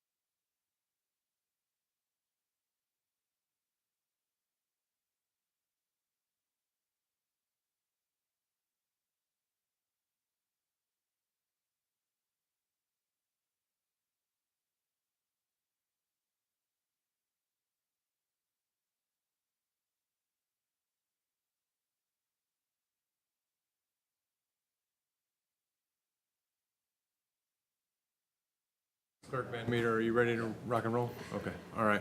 With that, let's commence Finance Committee for May 13th, 2024. Two discussion items on the agenda this evening. The first being the quarterly financial report to council, and with that, I believe Director Burry, unless the mayor has a preamble she wants to, no? Okay, all right. The floor is yours. Thank you. So quarterly report, we're going to go over all of the funds that receive income tax dollars and how they're operating through the first quarter. A brief summary of the capital improvement plan, what our income tax trends are looking like, how our investments are looking, and then a conclusion based on those results. So starting with general fund revenue, we're about 24% of planned, and we have a 6% decrease. 24% is about where you'd want to be. The decrease is all related to property tax settlement. It typically comes in March and August. The first settlement did not come in until April this year, April 1st. So you'll see that property tax is a 0 for the first quarter, but that'll come back up in the second quarter. Income tax revenue is tracking as expected. We planned a 4% increase, and we're at about 6% for the first quarter. Investment income is a little bit higher than expected. The assumption was that interest rates would kind of trail off through the second quarter, but we have some new estimates, and rates look like they're going to be high through the end of this year. And then our intergovernmental revenue, I just wanted to point that out. You'll notice it's only about 20% of budget, well, actually 18%. That's related to some changes that were made with the state biennial budget. So they moved some resources that were typically general revenues, and they restricted them for a particular use, so it kind of drove down the amount of general revenues available to share. They did a little bit of an increase, a very small increase, to try to help offset that. So I was planning on that maybe offsetting a little bit more, but it's looking like we're probably not going to meet our target, and it's related to those changes to LGF funding. Questions on revenue? Anything from council on general fund revenue? Mrs. McGregor? If the, so if we'd had the property tax, it would have been about 2 million, 2.5 million more? Probably closer to about 1 million, because we receive half first Okay. part of the year, half the second part. So be very similar to that 2023 number. So the 24% would be a little bit higher if we'd gotten it on time? Correct. Okay, that's all. Thank you. Anything further from council? All right, please continue, Ms. Murray. Looking at expenditures, we're about 19% of planned, and there's a 3% increase, kind of where we'd want to be at the end of the first quarter. Looking at salaries and benefits, you'll notice there's a 4% reduction. This is related to the premium holiday that we received for health insurance and some related vacancies that we have. And then the increase for materials and supplies, there's just more activity for the first quarter compared to last year. Again, with inflation kind of tamping down, we're not seeing those high cost prices are kind of similar to where they were last year. So this is just a basic, just more activity, more purchasing going on this first quarter. Anything from council on general fund expenditures? All right, please continue. Looking at the fund balance impact, we have transfers out. You notice there's a slight uptick in transfers out compared to last year. This is related to the leave payout fund. When we were going through the budget planning process, we kind of try to determine how many retirements we think we might have. When we were analyzing that, it appeared we would have more retirements in 2023 or in 2024 compared to 2023, which needs to be funded. So there's a larger transfer than normal going to the sick leave payout fund for those severance payments. At the end, we added about $602,000 to fund balance, bringing it up to $36.1 million. $8.2 million of that is reserved for encumbrance. Our emergency reserve is increased by $1 million to $8.45 million, and that still leaves us with an unreserved balance of $19.4 million, or about 8 months of operations, more than the 2 months required by policy. Anything from council on general fund balance at the end of Q1? All right, please continue, Director. So the first thing we're going to look at is all three of the special revenue funds and how they compare to the budget. So looking at those percentages, all within the 24-22% range. So as anticipated for this time of year. Public safety expenditures are as expected. Parks and Recreation is low, but that is also expected. Their season doesn't start until the second quarter. And then Public Service is lower than expected at 9%. They had a number of initiatives and contract services that haven't begun yet. If you remember during the budget discussion, there's a thoroughfare plan update, sign reflectivity, some code updates, and some drainage mapping, and those haven't started yet. So that's why they're at that 9% level. Anything from council on special revenue funds? All right. Director? How those special revenue funds compare to last year, the actual results compared to 2023 actual. You'll notice some changes in income tax, and that's just related to the change in allocation. Every year we look at those funds and determine how much of the income tax they're going to need, so allocations change. So looking at those percentages, it's all due to those allocation changes. Seeing an increase in Parks and Rec charges for services. The golf course just continues to operate very well. Then there were also some increased camp resources that came in compared to 2023. The salaries and benefits increase for the Public Safety Fund is as expected with the addition of a school resource officer. And then Parks and Recreation added some additional positions, and then they also increased some of their seasonal pools based on how everything operated last year and what they anticipated the need would be for this year's season. And then Public Service, that just reflects they're almost fully staffed. That wasn't the case the first quarter of 2023. So that large increase is just that they're actually at the staffing level that they've been wanting to be. Anything from council on that? All right. Looking at the capital improvement fund, similar results on revenue, right where we'd want to be. The intergovernmental revenue that's coming in from there, that's OPWC grant reimbursement for the Cherry Bottom stabilization. And then capital expenditures are at about 5% of planned, which is expected at this point because construction season does not start until the second quarter.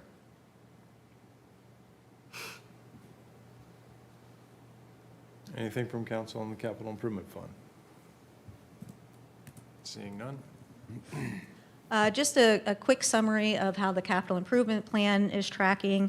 So this is on pages 4 through 6 of the report. To date, we have $3 million spent and 20.4 encumbered. First quarter expenditures kind of represent that runoff of last year's invoices for projects, and then things that aren't weather dependent, like equipment and vehicles. Of the total amounts, $626,000 and $1.7 million encumbered is for projects that were identified in the 2023 and 2024 CIP. There was about $19.4 million appropriated, and there still remains $17.1 million to encumber and spend. What you're seeing in this chart, those remaining amounts, are those pre-CIP projects that'll run out over the next few years. Council, any comments on the CIP?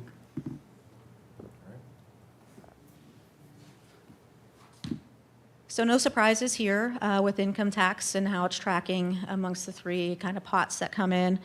We were expecting withholding to grow with the economic growth. We knew at the end of 2023 that we had an anomaly with individual taxes that wouldn't be sustainable into the future. So seeing that decrease as expected. And then seeing that net profit is now completely kind of recovered, and it's kind of tracking with economic growth. So seeing increases now in the net profits as economic growth continues to trend up. Council, any questions on income taxes? All right. None? Looking at our investments, a majority of our money is invested either through Star Ohio or through various other eligible investments. As noted, rates are going to likely stay high through the rest of 2024 and probably into 2025. So Star Ohio right now is a little bit north of 5%, and our investment portfolio is about 4%, seeing that investment portfolio increase by about 1.22% compared to the same time last year. Rates were still kind of increasing during that time.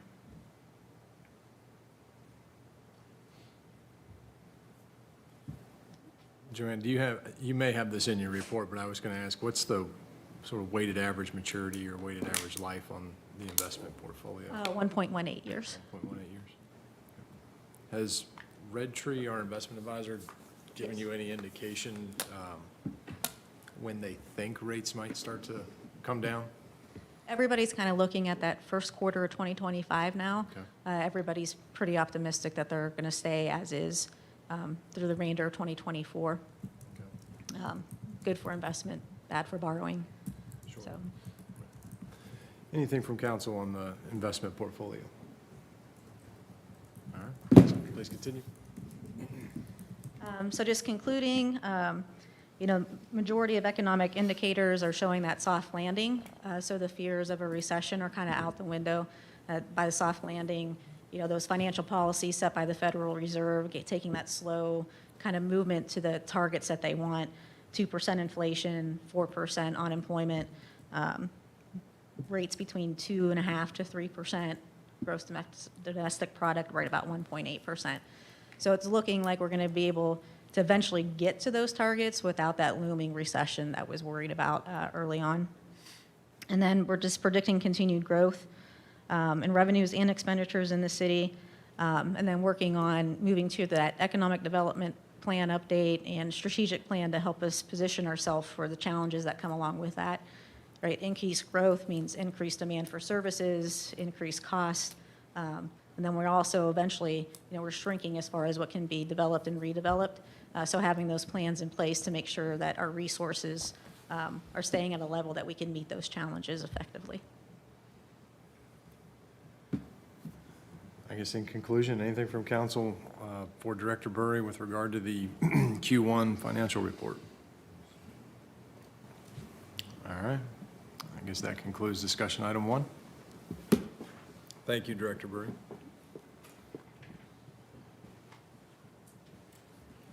And Mr. Schultz approaching the bench. I assume you are going to take us away on discussion item number 2. Yes, sir. I appreciate it. Capital Thank you. Improvement Plan update.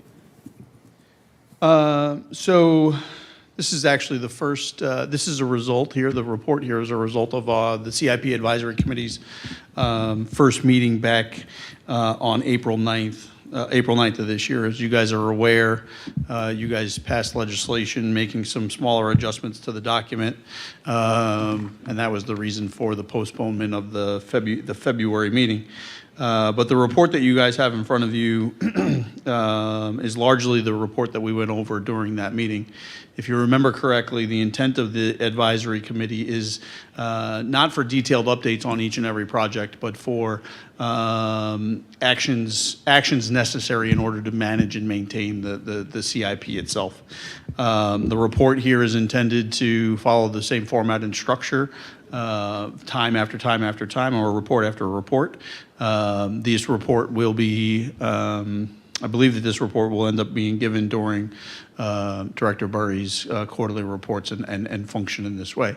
If there is a piece of information that isn't necessarily contained in the report, but you folks would like to see developed and managed and maintained, by all means, ask, and we can begin to provide that as part of the regular report. So the first couple sections here, I'm not going to go over the report in arduous detail, but the first couple sections here were really more housekeeping.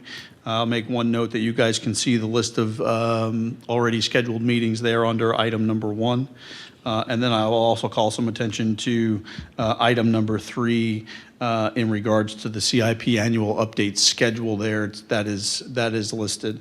Obviously, there are some dates that are coming up here in the next, well, I guess a few weeks here, about a month, with June 10th, where you folks should see draft plan updated document in your or available for your guys' review, and then you can see how the schedule tracks from there. I'll pause periodically so you guys can ask questions if necessary. Yeah. Council, anything from Mr. Schultz? All right. back to you, sir. So the next few sections are basic, well, the next section, section 4, is for project updates and amendments. In large part, this is actions, you'll see the first few, right? The street program was bid, when it was bid. Obviously, this item would fall off if we had that meeting in February. It wouldn't be on each and every report. But this report is encapsulating everything that took place from the time in which you adopted the CIP and any changes and/or amendments. If there was a supplemental that was necessary, if there was permission to bid given, if a contract was awarded, you would see that as part of this update because those are actions that you guys would like to keep track of. Also, at the same time, if there are any changes to projects, this is also the section that you would see about the the sixth bullet down, bridge maintenance and replacement. I'll just make certain notes here that we were reducing the encumbrance from 2.4 million to 1.1 million and creating a Wynn Ridge Bridge reconstruction project, which you would see under the project additions section for more details. Again, the report I do think is rather easy to follow. Everything is listed per the categories that are in the CIP, so this is under transportation and mobility. I will pause at the top of page 3 and make reference to the West Side Gahanna sanitary sewer analysis. I'll make special notes on this particular project, but we're basically at this particular point in time, we received a request from the City of Columbus to report, quote unquote, all of the work that we've done on the west side as it relates to sewers, I&I studies, any improvements to the system over in that particular area. All of that information has been given to Columbus, and we are now at this particular point in the waiting game as to when we would hear from them as to what next steps would be. Hence the last bullet, meeting to discuss next steps to be scheduled. We are at the whim of the City of Columbus on this particular item. Council, anything from Mr. Schultz regarding section 4 of the report? Mr. Weaver? Thank you, Mr. Chair. Just a quick question on how the document is structured, and when items would come on. Sorry, I was coughing. Nope, you're fine. Just a quick question on how the document is structured. So if we were to take, for example, at the top of page 2, with the street program, we see you were indicating that this would fall off probably, but the contract was awarded in 2024. Would the item fall off when the work is completed, or would it fall off after the contract's awarded and then come back to benchmark progress on the work progress, or is it different from item to item? It's really different from item to item. If there was, this isn't necessarily supposed to, Westside Gahanna, I'm going to contradict myself because the last report I gave was Westside Gahanna. Given the magnitude of that particular project and the need for an update, that's why there's more detail on that. Something that is more routine like the street program probably would just fall off and wouldn't be reported on unless for some reason we needed to ask for supplemental, we wanted to add a street or two, or there was a circumstance that we felt like we needed to report to the CIP Advisory Committee to make a recommendation to the administration for a change. So there's many items on here that would fall off as the report progressed through the year. When that project, I will say this, when that project closes, that item would return and basically would indicate that they completed the project successfully, so on and so forth. This report, just because a project is not listed in it, doesn't preclude you folks from asking questions about X project at X time. I might not have the answer for you because you might be surprising me. But we'll be able to track that down and then report as necessary. I would say probably, for housekeeping purposes, when we know this item, when we know that Joanne's report is going to be on the agenda, maybe it's a question of circulating some quick questions. Hey, I have a question about X project. Can you address it at the next time you give the report? That programmatically, I think, would work well for us. I can also have support staff here because obviously these are not necessarily my projects, and I might need folks to come and give you guys more accurate information. Thank you. Thank you, Chair. Is that your hand? Your hand is up? I do, I but saw- Nancy was first. All right. Mrs. McGregor, then Ms. Bowers. Is the West Gahanna sanitary sewer, is that when we were, is that from when we were doing smoke testing back years ago? Yes, ma'am. It's taken this long to do? We have been, remember, so the work progressed after the smoke testing. We got into what just wrapped up, I want to say October-ish of last year, was design consultants put in front of us 3 different alternatives or 4 different alternatives to improve the system in that particular area. That information then went over to Columbus based on our preferred option, what we, the city of Gahanna, wanted to do, and we've been in a waiting game with the city of Columbus since. Yes. So work has progressed since the smoke and dye testing was done, especially with the development of those 3 alternatives, maybe 4 alternatives. But at this point, we're waiting for an answer from Columbus because the answer there is another connection to the Columbus main line. And, well, another connection to the Columbus main line in order to alleviate or increase the capacity that's down there currently. Okay, thank you. Ms. Bowers. Yeah, thank you. Thank you, Director Schultz. This is a really, I think, just a great tool and a great process, and it's nice to start to see this sort of play itself out as we've implemented this new process going forward. With I know I asked this question during the committee, the advisory committee meeting. I'm not sure that you had an answer for me at that time, so hopefully I'm not catching you off guard. But with regard to the Havens, the Taylor water line, we had talked about there being a cost difference to increase the capacity of that, and you did indicate that it was fairly negligible because it would be material cost only. That would really be the difference. Correct. Do you have a number for us on that? Not off the top of my head. I don't believe, I think any numbers that I actually asked of engineering, I think it was just, I was just confirming that it is just the material increase from I think it was from an 8-inch line to a 12-inch line or something in that magnitude. But basically, the cost of labor to put the pipe in the ground wouldn't change one bit. It really was just the material. I mean, we are talking, it's not negligible from the standpoint of, yes, the pipe in over 3,000 feet is going to cost a number of hundreds of thousands more, but we're not going to cost it's not going to cost us extra to actually put that pipe in the ground.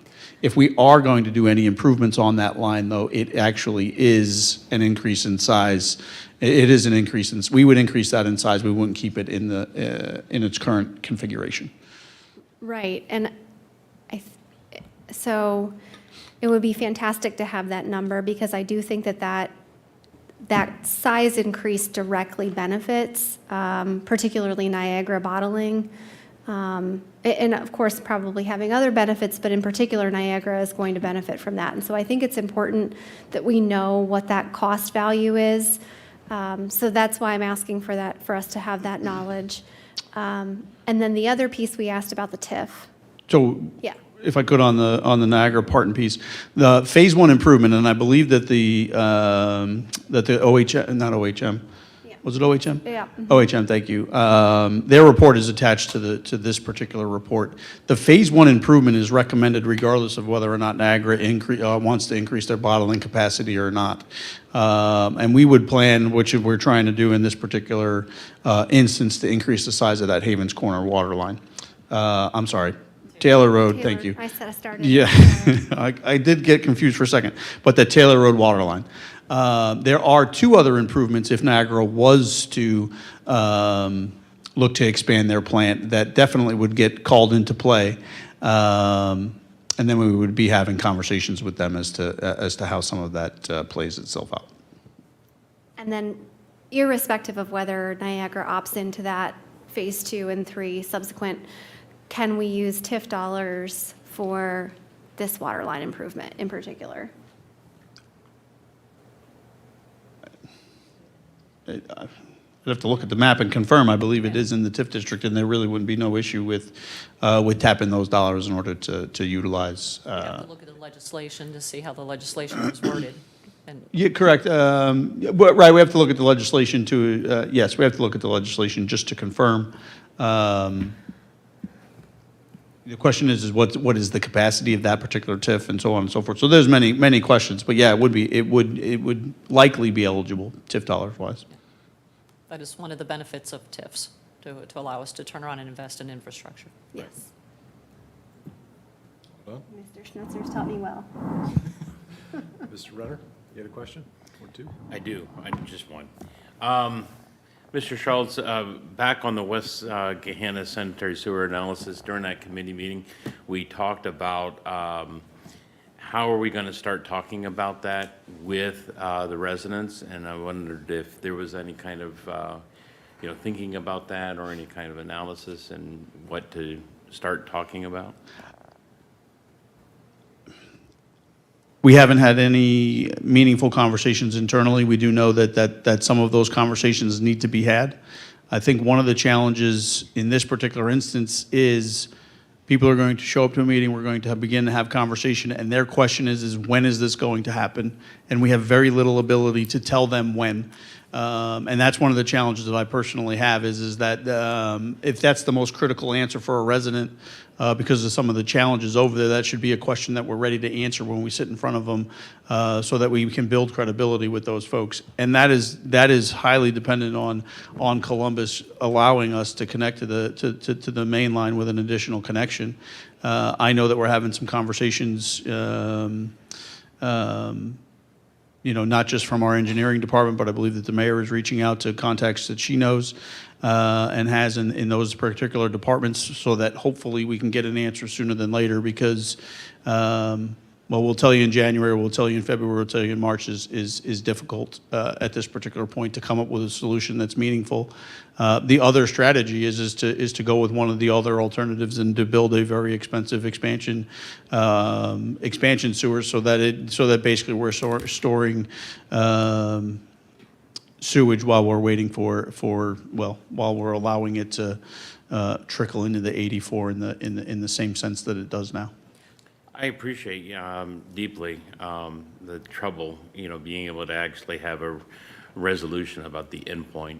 I was actually, and back in the committee, if you recall, I was actually more talking about the problem because I guarantee you on the west side, it's not well understood.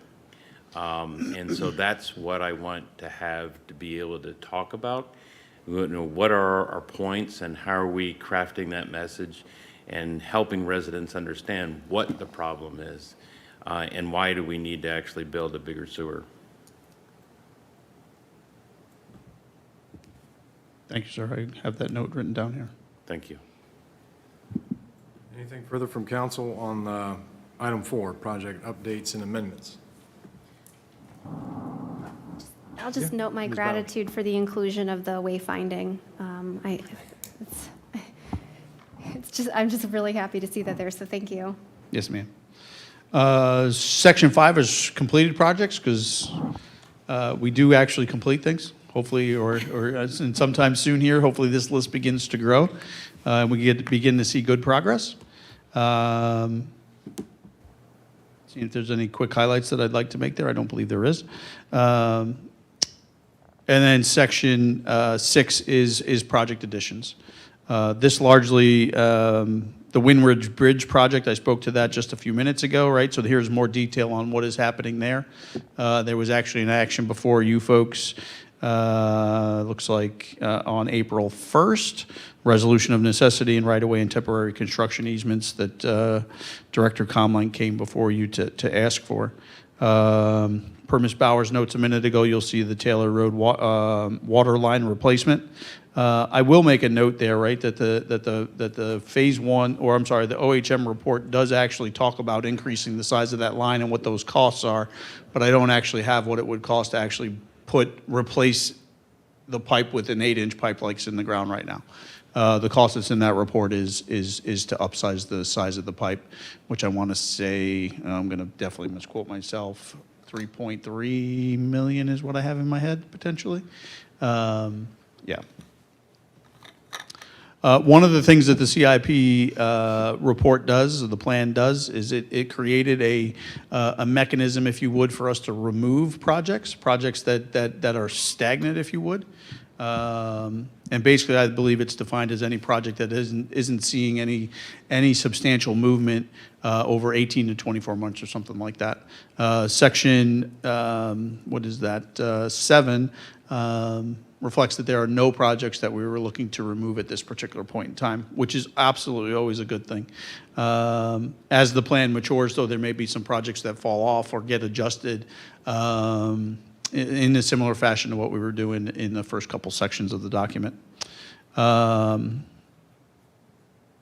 And then Section 8, other items under review, and this is, I actually forgot that this was in here, but it's the street tree program to incorporate the cost of the street tree management into the sidewalk program worksheet, which is not something that was previously done, right? So in order to understand sidewalks as a program, a complete program, let's also understand what it costs us to remove trees and what that benefit, because if you remember correctly, while we have the 50% match in a sidewalk maintenance situation, that 50% match does not include the removal of the tree. The city removes the tree and/or prunes the roots at our full expense.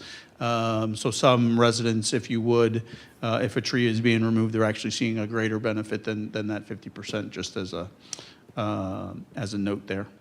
And then the last bullet point here is the 2 attachments, which was the 24 capital improvement project list, which was the total list of things that were in the 24 capital budget. And then the Zone 2 water distribution planning study that Ms. Bowers just referenced for Taylor Road. Or I'm sorry, for Zone 2, which also included the Phase 1 improvement for Taylor Road. Thank you, Director Schultz. Any kind of concluding questions or comments from council with regard to the capital improvement plan update? Mr. Weaver. Thank you, Mr. Chair. Just very briefly, just want to say thank you for including the street tree program there under item 8. I think that just makes a whole world of sense, so I appreciate everybody doing that. I know we've been trying to figure out a way to move this forward for the past several years, so I'm happy to see it listed here. So thank you.